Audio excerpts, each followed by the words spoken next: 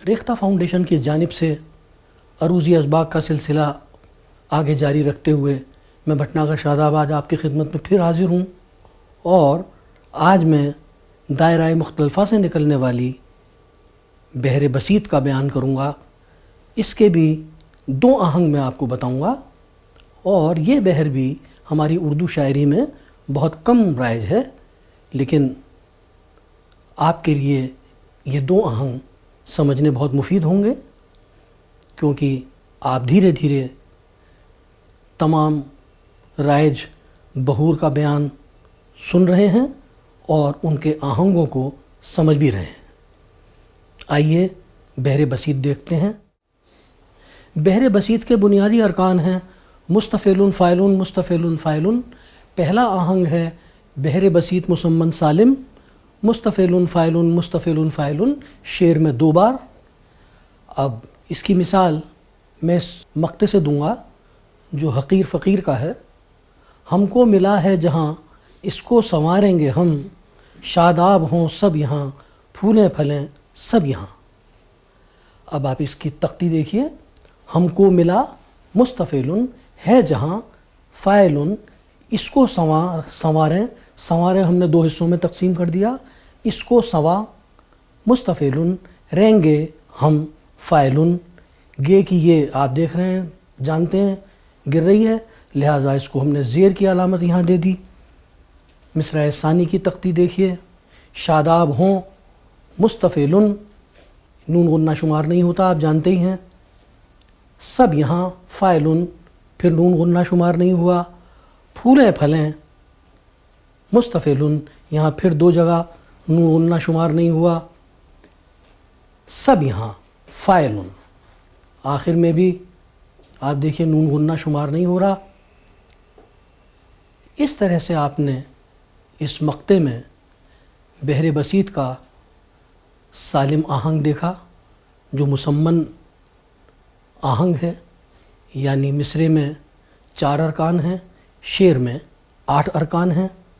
مصرع اولیٰ پہلے مصرعے کا آخری یعنی چوتھا رکن عروض کہلاتا ہے، اور مصرع ثانی کا آخری رکن ضرب کہلاتا ہے۔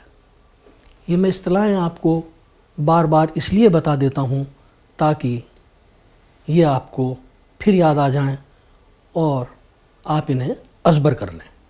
اس ضمن میں آپ کو یہ بتا دوں کہ اس آہنگ میں بھی عروضی وقفے کا پاس رکھا جائے گا، کیونکہ مستفعل فاعل مستفعل فاعل الف با یہ ترتیب ہے، لہٰذا دوسرے رکن کے بعد میں عروضی وقفہ ہوگا، اور جس کی شناخت، کیونکہ میں عروضی وقفے کا ذکر متعدد مرتبہ کر چکا ہوں اب تک، لہٰذا آپ اس مثال میں اس کی شناخت اب خود کیجئے اور دیکھیے کہ اس میں عروضی وقفہ ہے یا نہیں۔ آگے بڑھتے ہیں۔ اب دوسرا آہنگ دیکھتے ہیں، یہ ہے بحر بسیط مسمن متوی سالم متوی سالم، مفتعل فاعل مفتعل فاعل، شعر میں 2 بار۔ یہ بھی حقیر فقیر کا ہی شعر ہے۔ رشک جنہیں آتا ہے بغض وہ رکھتے نہیں، کیوں نہ حسد چھوڑ دیں صرف کریں رشک ہم۔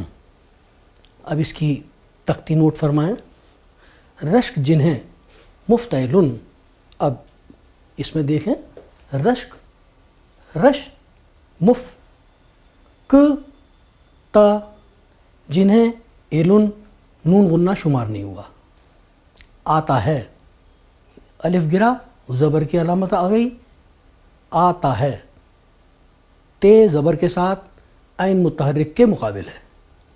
بغض وہ رکھ، اب رکھتے کو ہم نے 2 حصوں میں تقسیم کیا ہے، بغض وہ، بغض مفتا کے وزن پہ ہو گیا، ایلن کے وزن پر وہ رکھا ہو گیا، اب واو وہ گرا ہے، لہٰذا پیش کی علامت آ گئی، تو واو پیش کے ساتھ عین متحرک کے مقابل ہو گیا، رکھ لن کے مقابل ہو گیا۔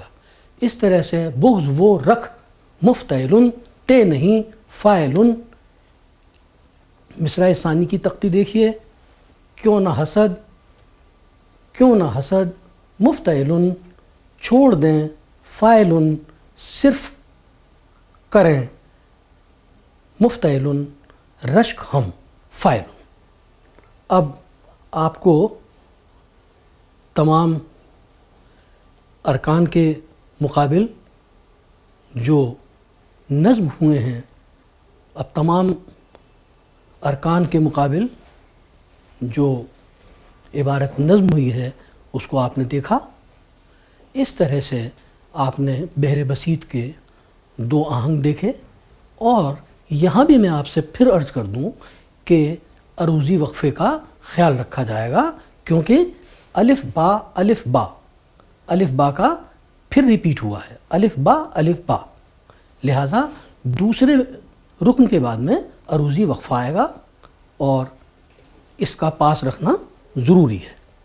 اب آپ اس کی شناخت حقیر فقیر کے شعر میں دیکھیں اور ان دونوں آہنگوں کو آپ اچھی طرح سے سمجھیں، کیونکہ یہ زیادہ رائج تو ہے نہیں، لیکن یہ ہے کہ اگر آپ کو یہ اچھے لگیں تو آپ اپنا کلام ان آہنگوں میں نظم کریں.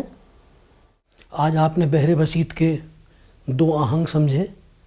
اب بحر بسیط کا بیان یہاں ختم ہوتا ہے، اور میری آپ سے گزارش ہے کہ اگر کہیں کوئی آپ کو میری غلطی نظر آئے تو مجھے اس کی اطلاع ضرور دیں تاکہ میں اس کو شکریہ کے ساتھ درست کر لوں.